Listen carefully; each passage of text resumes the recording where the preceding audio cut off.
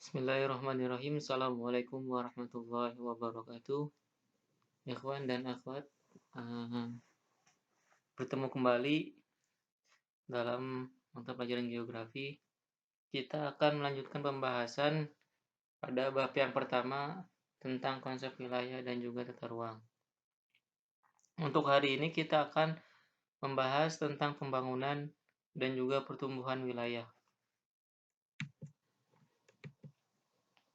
Adapun yang akan kita bahas nanti yang pertama tentang pembangunan wilayah. Di sini ada pembangunan wilayah, definisinya, kemudian juga kita akan mempelajari tentang pembangunan di pedesaan dan juga pembangunan di perkotaan. Yang kedua, kita akan membahas tentang pertumbuhan wilayah. Nah, pertumbuhan wilayah ini dia akan ditopang oleh potensi wilayahnya. Potensi wilayahnya itu ada potensi fisik dan juga ada potensi sosial.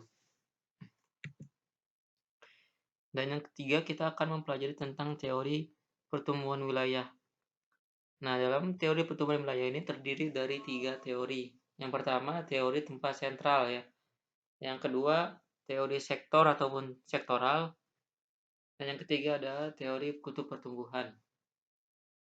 Dan yang terakhir kita akan mempelajari tentang daya dukung pertumbuhan wilayah. Bagaimana kita akan melihat, menganalisis, ada teori gravitasi. Menganalisis besarnya interaksi antar wilayah. Jadi ada 2 wilayah, nanti kita akan menganalisis besarnya interaksi itu seperti apa. Dan juga yang kedua ada teori titik henti ya, yaitu teori yang memperkirakan lokasi garis perbatasan antara 2 wilayah ataupun lebih. Nah, kita masuk ya tentang pembangunan. Nah, mungkin teman-teman banyak berpikir ya, apa ya yang teman-teman pikirkan tentang pembangunan. Mungkin ada pembangunan baik dari sarana prasarana, infrastruktur ya, baik sarana gedung dan sebagainya, pendidikan, sarana pendidikan. Kemudian juga ada pembangunan dari segi sarana transportasi ya, baik itu berupa jalan dan sebagainya. Nah, di sini kita akan pelajari tentang definisi pembangunan, khususnya pembangunan wilayah. Nah, pembangunan adalah upaya secara sadar dari manusia untuk memanfaatkan lingkungan dalam usaha memenuhi kehidupannya. Jadi sebenarnya pembangunan itu upaya sadar dari manusia yang memiliki pola pikir dan ide dan sebagainya untuk memanfaatkan lingkungan dalam usaha untuk memenuhi kehidupannya. Biasanya berupa memanfaatkan tanah dan sebagainya, air, nah itu juga termasuk pembangunan. Dengan ada pembangunan, kehidupan dan kesejahteraan manusia akan meningkat. Nah, jadi dengan ada pembangunan ini, dia akan menopang dari kehidupan ya, kehidupan dari manusia sehingga manusia itu bisa sejahtera dan kesejahteranya itu dapat terus meningkat. Nah, ini contohnya salah satu pembangunan di Jakarta kayak gitu ya. Salah satu proyek pembangunan. Nah, dalam pembangunan wilayah ternyata dibagi ke 2 aspek ya. Pertama, pembangunan di wilayah pedesaan dan juga ada pembangunan di wilayah perkotaan. Kita bahas tentang di daerah pedesaan dulu ya. Nah, di sini pembangunan pedesaan adalah pembangunan yang berbasis pedesaan yang mengedepankan kearifan lokal. Ya, biasanya itu mencakup demografi masyarakat. Ya, demografi itu tentang kependudukan di masyarakatnya, kemudian karakteristik sosialnya ya. Karakteristik sosial budayanya juga. Kemudian juga mencakup karakteristik fisiknya ya ataupun karakteristik geografinya. Ya, biasanya berupa tanah, udara dan sebagainya. Kemudian juga ada pola kegiatan usaha pertanian dan juga sektor kelembagaan sosial. Nah, jadi pembangunan itu di pedesaan itu biasanya dia mengedepankan dengan cakupan kearifan lokal di suatu pedesaan kayak gitu ya.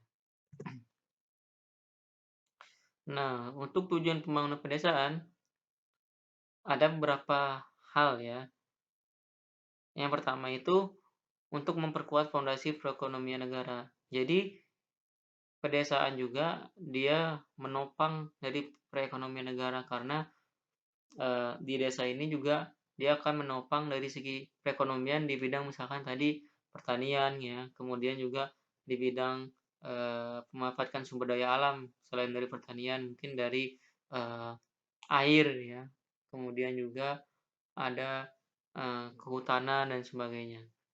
Terus yang kedua, mempercepat pengentasan kemiskinan dan pengangguran. Nah, selain itu, tujuan pembangunan di pedesaan juga mempercepat pengentasan kemiskinan ya, kemiskinan dan juga pengangguran, khususnya yang ada di pedesaan. Kemudian yang ketiga, pengurangan kesenjangan antar wilayah. Nah, ini juga, berpengaruh ya, pembangunan di pedesaan itu dia akan meningkatkan perekonomian di suatu wilayah di desa tersebut, sehingga kesenjangan antar wilayah itu semakin, berkurang. Kemudian yang keempat ada solusi bagi perubahan sosial. Nah, ini juga termasuk solusi bagi perubahan sosial di antara masyarakat.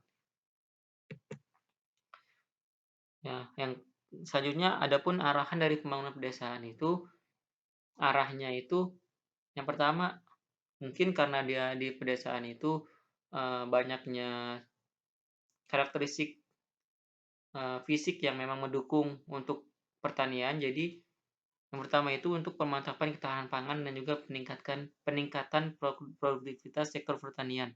Jadi di pedesaan itu arah dari pembangunan itu dia lebih ke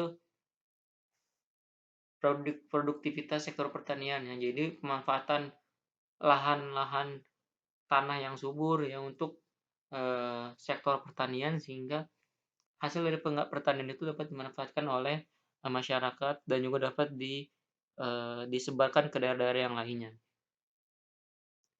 Yang kedua, kegiatan ekonomi lokal berbasis kerajinan khas daerah.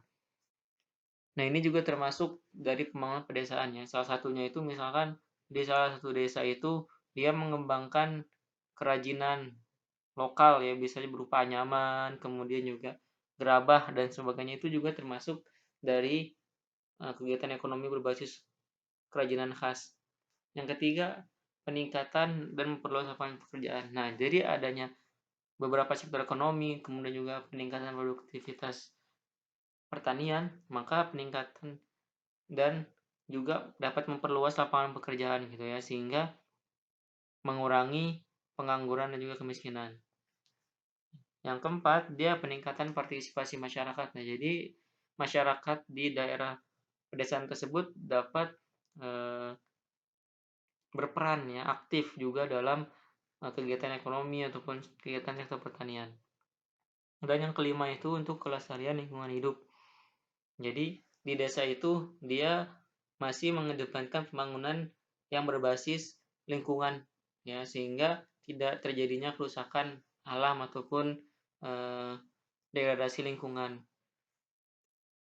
Adapun di perkotaan, nah ini pembangunan di perkotaan itu adalah semua pembangunan yang dilakukan di wilayah kota dan juga perkotaan dalam rangka meningkatkan pelayanan kepada masyarakat serta meningkatkan laju pertumbuhan ekonomi daerah. Jadi beda antara pedesaan dan juga perkotaan. Adapun ya pola pembangunan kota itu dia didasarkan oleh beberapa aspek. Aspek yang pertama aspek topografi. Nah, topografi ini dia menentukan, kota tersebut ya. Ada kota yang, eee, diklasifikasikan sebagai kota pegunungan ya, contohnya di daerah Bandung juga sama tuh, Garut dan sebagainya itu kota pegunungan. Adapun ada juga kota dataran tinggi. Dataran tinggi biasanya, di daerah Wonosobo kayak gitu ya. Adapun ada juga daerah kota yang di dataran rendah, ya banyak ya misalkan kayak di daerah-daerah, Solo itu, kemudian di daerah, Tangerang dan sebagainya itu juga termasuk di dataran rendah. Adapun ada kota di daerah pesisir, kota pesisir disebutnya. Banyak ya di contohnya itu Jakarta, terus Surabaya, Semarang, ya. Itu termasuk daerah-daerah kota yang masuk ke dalam klasifikasi kota pesisir. Adapun ada juga dalam aspek kegiatan ekonomi yang menonjol. Ya, contohnya itu ada kota yang bertujuan untuk pariwisata, contohnya di Bali. dan sebagainya. Terus juga ada kota industri.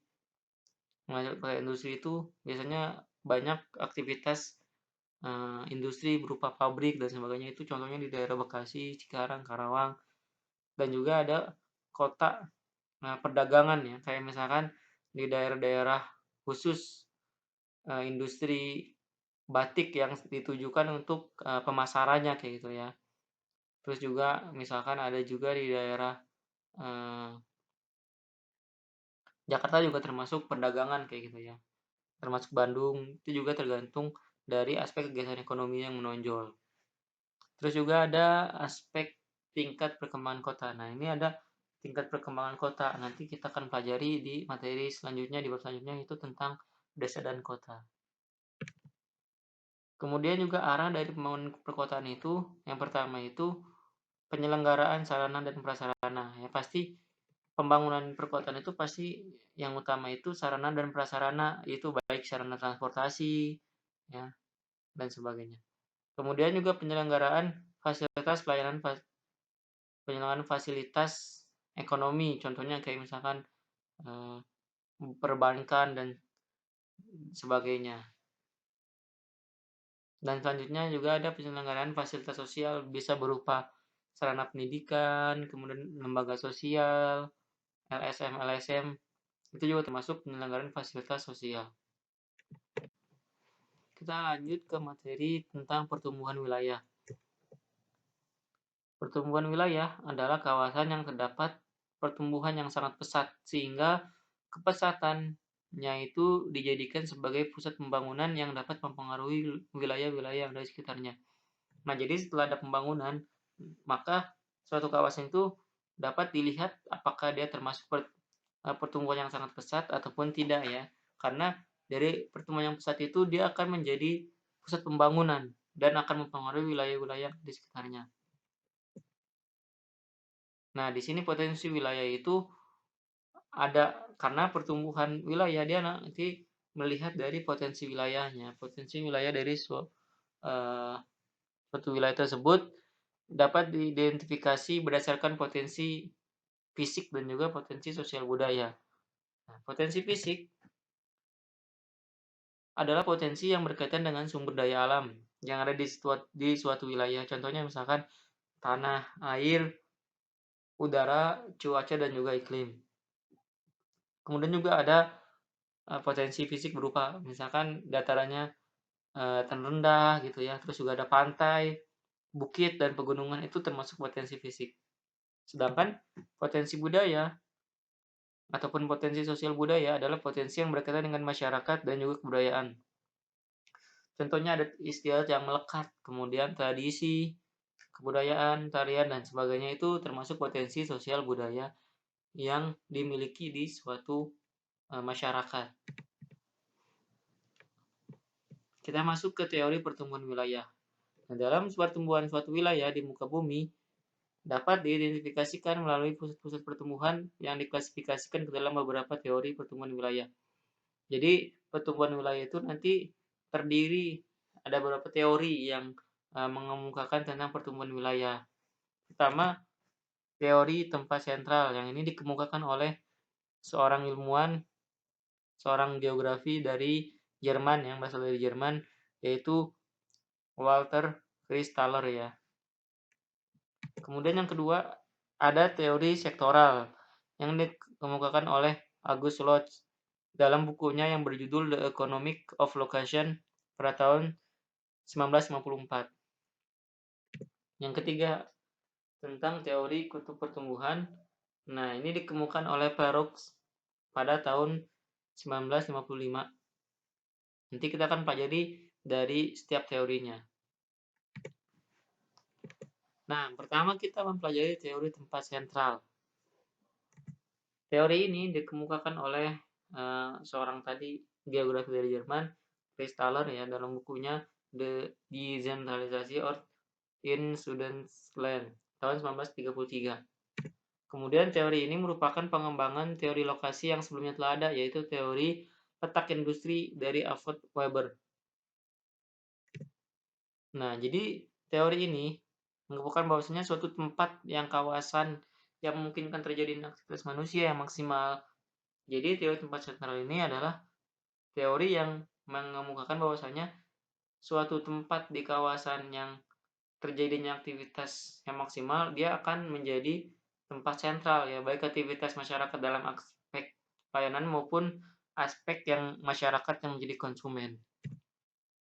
Nah, tempat sentral dia merupakan suatu titik dari suatu bentuk heksagonal atau segi enam.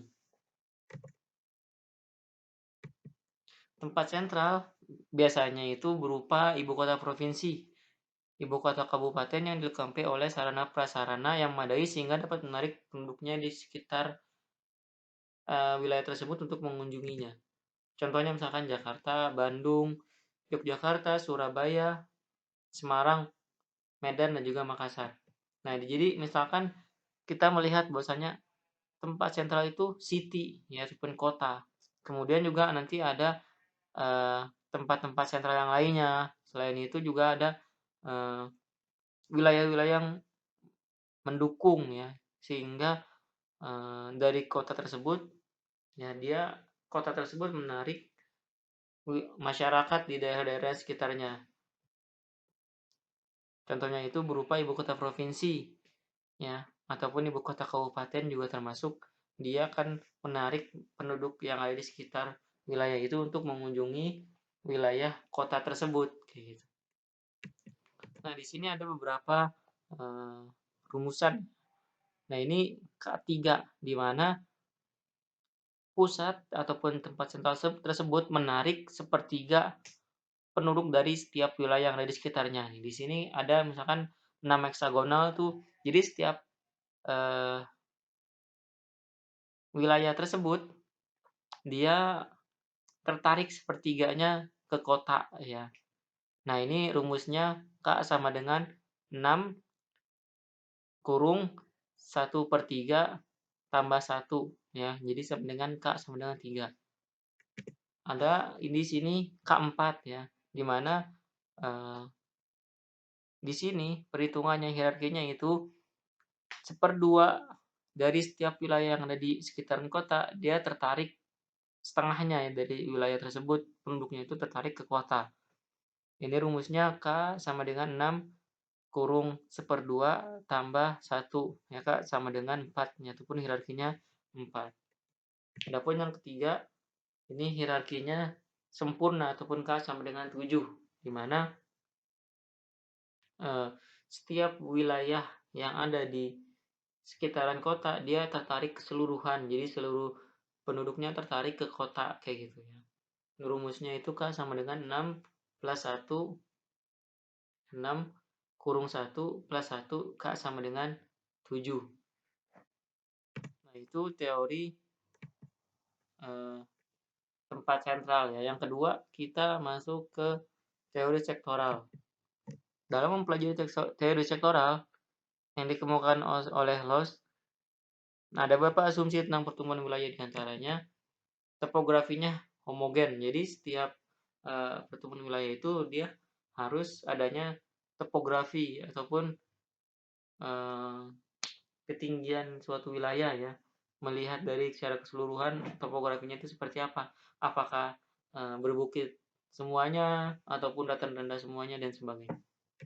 Kemudian juga persebaran konsumen juga yang harus homogen, sama ya, tidak boleh adanya perbedaan.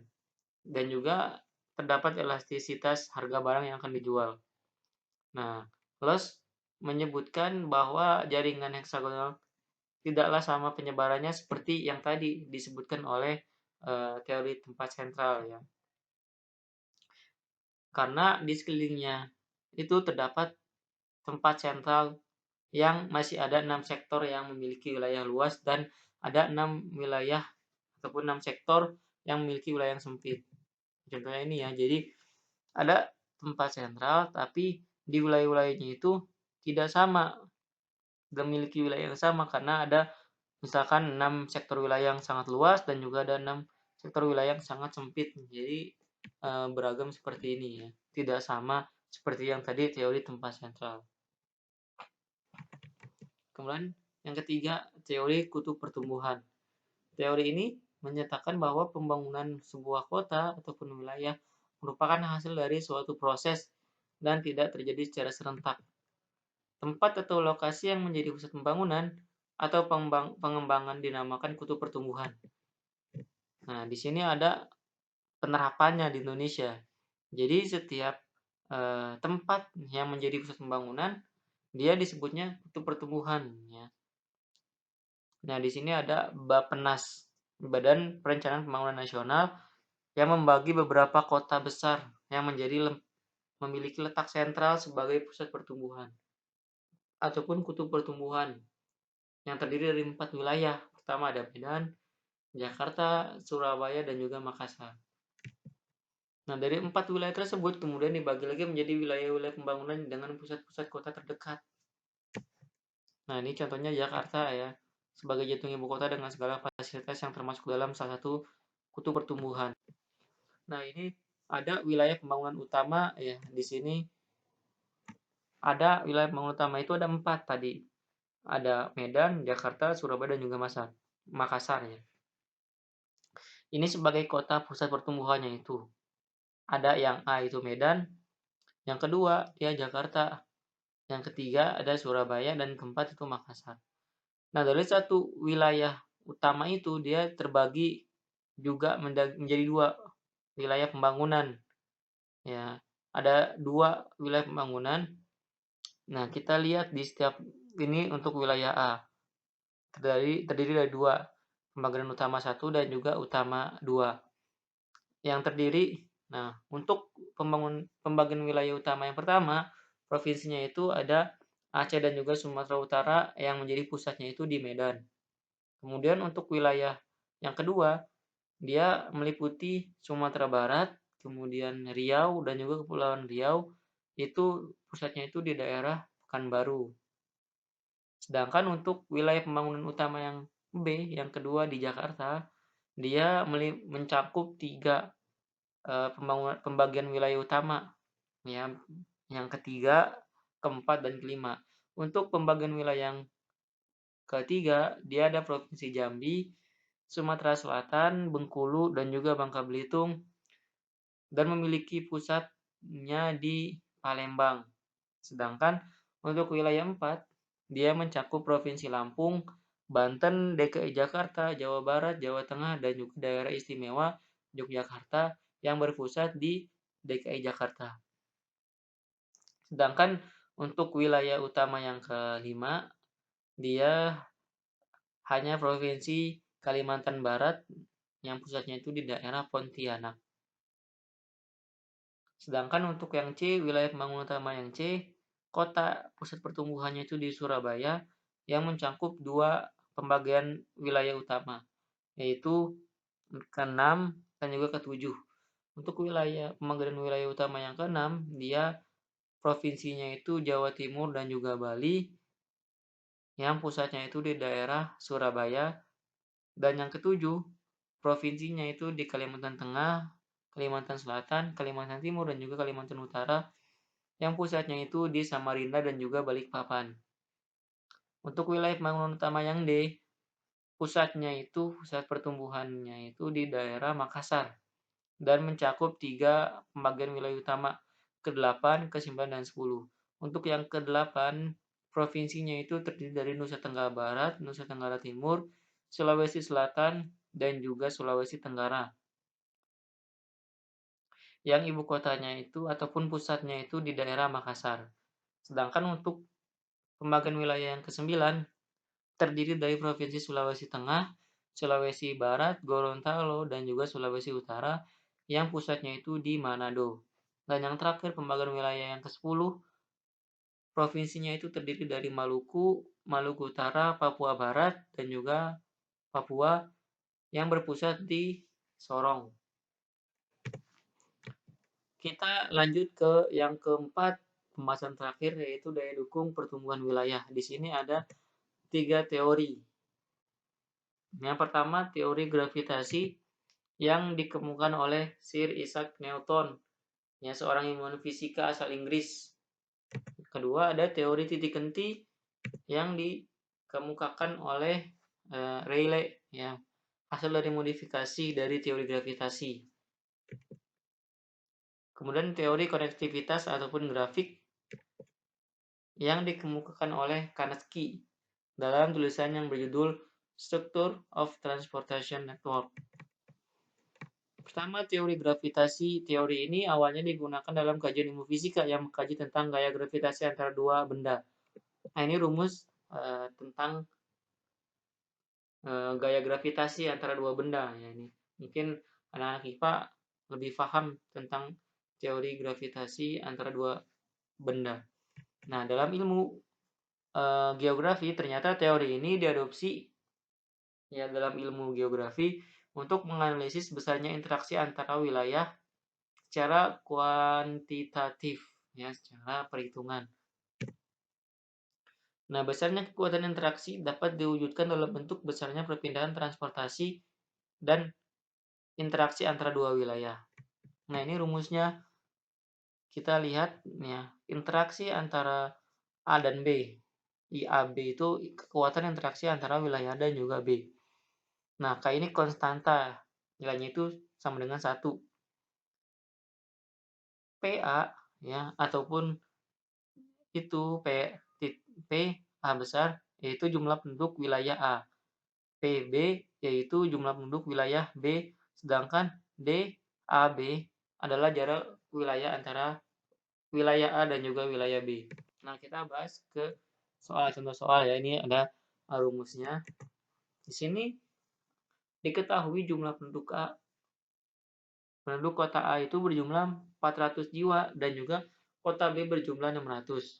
Jarak antara kota A dan kota B 20 km.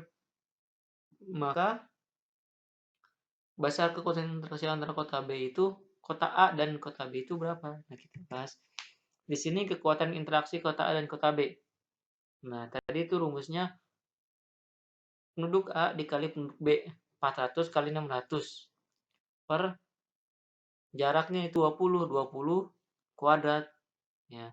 Jadi nilai kekuatan interaksi antara kedua kota tersebut adalah 600 ya. Kedua, teori titik henti. Teori ini memperkirakan lokasi garis perbatasan yang memisahkan wilayah perdagangan di sekitar dua kota yang berbeda. Teori ini dapat digunakan untuk memperkirakan penempatan lokasi industri ataupun pelayanan sosial antar dua wilayah sehingga mudah dijangkau oleh kedua wilayah tersebut ya, oleh penduduk dari kedua wilayah tersebut. Nah, syarat menggunakan teori ini, pertama, kondisi ekonomi penduduk relatif sama. Terus juga topografinya landai dan juga datar, daya beli masyarakat yang sama, sarana transportasi yang memadai. Nah, teori ini biasanya digunakan untuk menentukan lokasi suatu unit usaha. Biasanya itu berupa pasar, kemudian SPBU ya, pom bensin, dan juga shopping center ataupun mall-mall yang juga bisa dibangun di suatu wilayah, di antara dua wilayah. Yang kedua, menentukan lokasi sarana kesehatan, biasanya berupa rumah sakit dan juga klinik. Ketiga, menentukan lokasi sarana pendidikan berupa sekolah, kampus, dan juga pusat pendidikan dan juga pelatihan ataupun pusdiklat. Nah, ini rumusnya ya, ada THAB ataupun DHB ya. Itu jarak lokasi titik henti diukur dari wilayah yang jumlah penduduknya lebih kecil. Jadi nanti hasilnya itu kita mengukurnya itu dari jumlah penduduk yang lebih kecil. Nah, ini DAB itu jarak antara daerah A dan juga B. PA jumlah penduduk wilayah yang lebih besar. Jadi yang PA itu jumlah penduduknya yang lebih besar, PB jumlah penduduk yang wilayah yang lebih kecil. Nah, contoh soalnya di sini misalkan jarak antara kota A dan kota B itu 100 km. Kemudian penduduk A-nya itu ya ataupun PA itu 30.000. Di sini kebalik juga bisa ya. PA, PB. Nah, di sini dia menggunakan rumus PB per PA. Kalau tadi PA, PB, berarti PA-nya itu 30.000, PB-nya itu 20.000 ya. Karena di sini dia menggunakan rumus PB per PA, berarti PB-nya 30.000, PA-nya itu 20.000 jiwa. Jadi di sini kita masukkan saja langsung ke rumus. Jaraknya itu 100 kilometer ya, per 1 plus jumlah penduduk paling besar dia 30.000 ya, akar dari jumlah penduduk paling besar 30.000 per 20.000 ya, jadi 3 bagi 2 sama dengan 1,5 ya. Maka sama dengan 100 per 1 plus akar 1,5. Nah, akar 1,5 itu sama dengan 1,225 ya. Jadi 100 tambah 100 per 1 tambah 1,225. Ya, jadi 100 bagi 2,225 sama dengan 44,9 kilometer. Nah, diukur dari jumlah kota yang paling sedikit. Kota paling sedikit itu kan kota yang A. Berarti di sini 44,9 kilometer dia lokasi penempatan pusatnya itu dari kota A. Ya. Dan itu lokasi ideal penempatan lokasi industri sehingga terjangkau oleh penduduk dari kota A maupun kota B. Yang terakhir adalah teori konektivitas ataupun grafik. Di sini teori ini dikemukakan oleh Kaneski. Ya, tadi sudah disebutkan dia dalam tulisannya yang berjudul Structure of Transportation Network.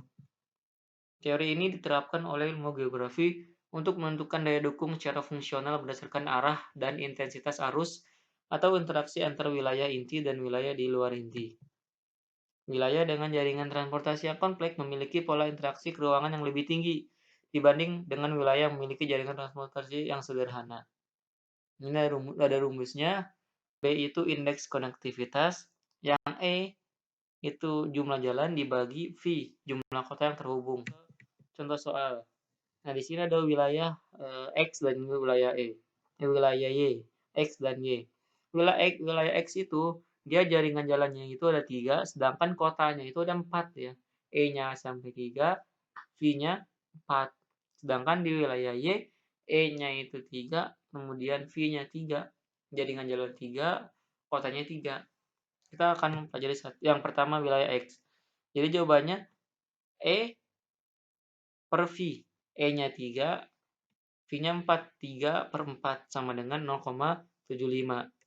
Sedangkan wilayah Y, 3 per 3 sama dengan 1. Jadi konektivitas ataupun grafik yang lebih dominan itu di wilayah Y karena dia angkanya lebih besar daripada wilayah yang X. Nah, mungkin itu tentang pembangunan dan juga pertumbuhan wilayah. Mungkin sekian dari saya. Jazakumullahu khairan katsira kepada antum semua yang telah menyimak dan telah mendengarkan. Silakan bisa mendownload materi dan juga bisa mengerjakan tes pemahaman yang sudah ada. Wabillahi taufiq wal hidayah. Wassalamualaikum warahmatullahi wabarakatuh.